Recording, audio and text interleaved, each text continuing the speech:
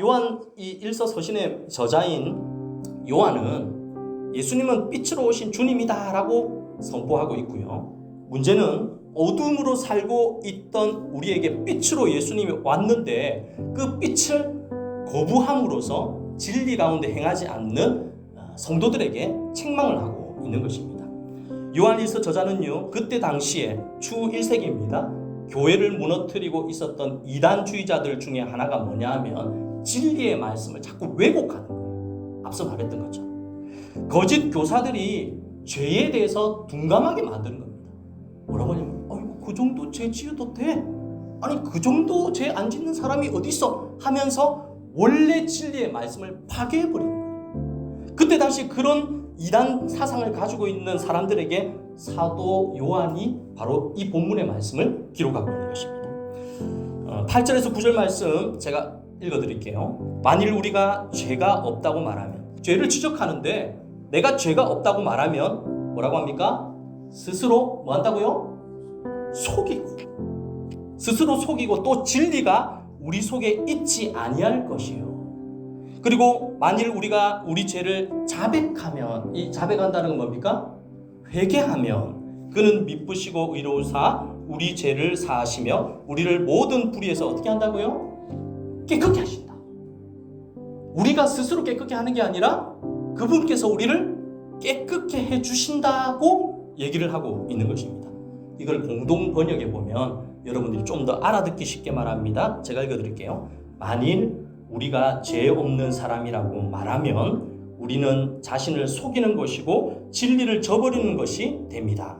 그러나 우리가 우리의 죄를 하나님께 고백하면 진실하고 의로우신 하나님께서 우리의 죄를 용서하시고 우리의 모든 불의를 깨끗이 씻어 주실 것입니다. 할렐루야. 여러분 이해가 되시죠? 한마디로 죄 없다고 말하지 말고 죄 있음을 시인하라라고 얘기를 하고 있습니다. 제가 이 본문의 말씀 읽으면서 기독교는 처음 여러분들이 세례를 받을 때 반드시 이 부분을 점검합니다. 우리 이제 제가 여기 교회 와서 세례 받으실 때 우리 세례 받으신 분들에게도 제가 여러 번 질문했습니다. 그게 뭐냐 하면 당신은 죄인입니다.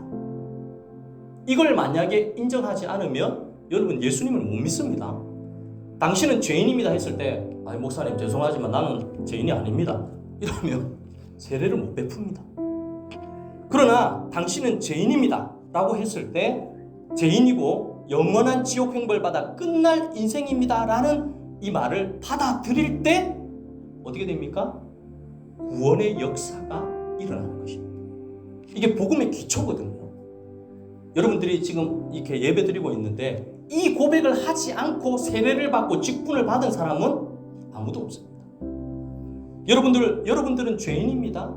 죄인이기 때문에 영원한 지옥 형벌 받아 끝날 인생입니다라는 것을 받아들일 때 사실은 이 마음으로 하나님 앞에 나오면 마음이 좋을까요? 안 좋을까요? 안 좋죠. 불편스럽죠. 그런데 죄인이 아닌데 성경은 늘 우리에게 죄라고 지적하는 겁니다. 여러분 성경 한번 읽어보십시오. 계속 죄인이라고 말합니다. 죄인으로 지옥 형벌 받아 끝날 인생이다라고 얘기를 합니다. 만약 우리가 성경이 말하는 죄인이라는 것을 인정하지 않으면 오늘 우리는 이 자리에서 예배 드릴 수 없습니다. 그리고 예배를 드려도 구원자 예수님을 원하지 않습니다. 왜냐하면 내가 죄인이 없는데 나를 위해서 십자가에 죽어주신 예수님이 필요할까요? 안 할까요? 필요가 없죠. 죄인이 아닌데. 그래서 죄인이라고 고백할 때 구원자 예수님이 우리에게 필요하다. 여러분 이 자리에 예배드리는 여러분들은 죄인이기 때문에 예수님이 필요한 줄 믿으시기를 바랍니다. 우리 스스로 구원할 수 없습니다. 우리 스스로 천국 갈 수 없습니다. 우리 스스로 예수님 믿을 수 없습니다. 여러분들이 이렇게 예배드리고 있는 것이 내 의지라고 착각하면 안 됩니다. 오전에 말씀드렸잖아요. 이 모든 게 나를 구원해 주신 하나님의 은혜인 것이에요. 그 은혜 때문에 여러분들이 하나님의 그 소나기에서 벗어날 수 없는 거예요. 아무리 악한 죄를 지어도 하나님의 그 소나기에서 벗어날 수 없는 것은 하나님이 여러분들을 붙잡고 있기 때문입니다. 여러분들이 세례받을 때 죄인이라고 고백했기 때문에. 그러니 하나님께서 예수 그리스도를 통해서 그 구원을 이루어 주시는 것입니다.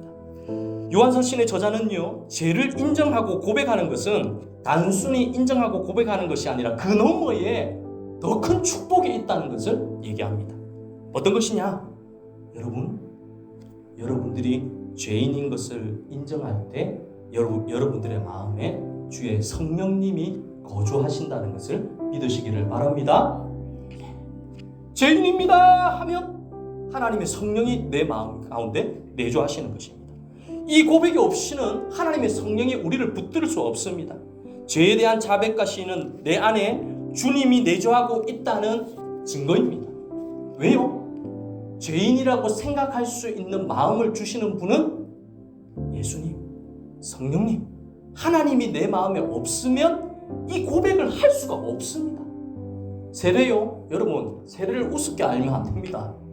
세례를 하는데 나는 죄인입니다, 예수님만이 나의 구원자입니다를 내 마음 가운데 어떤 깊은 곳에 이 마음이 없으면 절대 이 고백 안 합니다. 제가 그래도 사역을 부목사로 큰 교회에서 사역 얼마나 오래 했는지, 세례식을 얼마나 많이 했는지 모릅니다. 학습 세례 교육 얼마나 많이 했는지 모릅니다.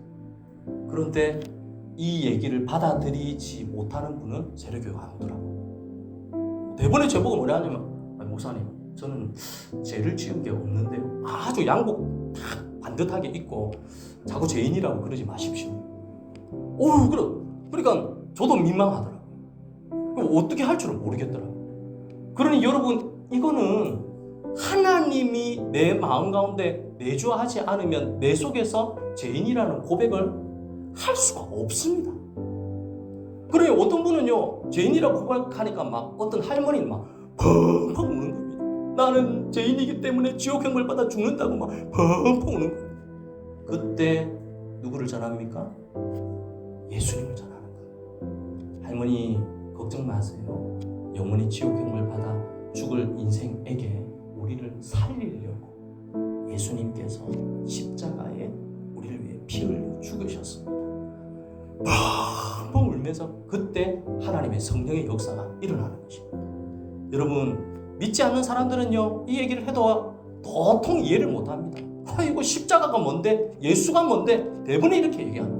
근데 여러분, 우리 안에는 하나님의 성령이 내주하고 있기 때문에, 나를 구원해 주신 그 예수님의 은혜가 있기 때문에 여러분, 믿어진다는 것 때문에 감사할 수 있기를 바랍니다. 여러분, 지금 죽어도 여러분 어디 갑니까? 천국 갑니다. 이 확실한 신앙과 믿음을 내가 가지는 게 아닙니다. 내 안에 계신 성령님께서 그 마음을 주시기 때문에 그 안에서 우리가 호흡할 수가 있는 것입니다. 본문 10절에 보면 요한일서 저자는요, 이 말을 마지막에 마치 쐐기를 박듯이 얘기를 합니다. 10절 말씀 제가 읽어드릴게요. 만일 우리가 범죄하지 아니하였다 하면, 이건 내가 죄인이 아니라고 말하면 하나님을 뭐 하는 자라고요? 거짓말하는 이로 만드는 것이라고 말합니다. 그러니까 나는 죄인이 아닙니다 라고 말하면 우리는 죄인이라고 말하고 있는 이것을 하나님이 거짓말하는 것이다 라고 말하고, 또한 그의 말씀이 우리 속에 있지 아니하니라. 맞죠? 내주하지 않는다는 거예요. 만약 이걸 거부하고 내가 죄인이 아니라고 말하면 하나님을 거짓말하는 자로 만들고 그의 말씀이 우리 속에 있지 않다는 것은 주의 성령이 내주하지 못하고 있다는 것입니다. 그러니 여러분들, 우리가 죄를 지은 일이 없다고 말하면 안 되는 거예요. 하나님을 거짓말장이로 만드는 것이기 때문에 우리는 죄에 대한 시인과 자백이 있기를 간절히 바랍니다. 여러분, 죄에 대한 행위는 부끄러운 게 아닙니다. 부끄러운 게 아닙니다. 저는 옛날에 제가 이제 아이들 키울 때, 제가 아빠잖아요. 아빠. 조금 자존심이 있어서 내가 잘못을 하면 아이들에게 인정하고 싶지 않더라고요. 하면서 막 괜히 그거는 뭐 아빠는 할 수 있는 일이지 하면서 막 잘못한 일을 그렇게 하다 보니까 아이들에게 신뢰를 못 받는 것 같더라고요. 나중에는 저도 제가 잘못하면 아이들한테 내가 잘못 들었다면서 이렇게 얘기를 하면 막 막 울고 있는 아이들의 마음이 딱 풀리면서 아빠를 보고 걔네들도 배웁니다. 아, 잘못하면 저렇게 빌면 용서를 받을 수 있구나. 그렇게 배우게 되는 것입니다. 여러분, 죄에 대한 행위는 부끄러운 게 아닙니다.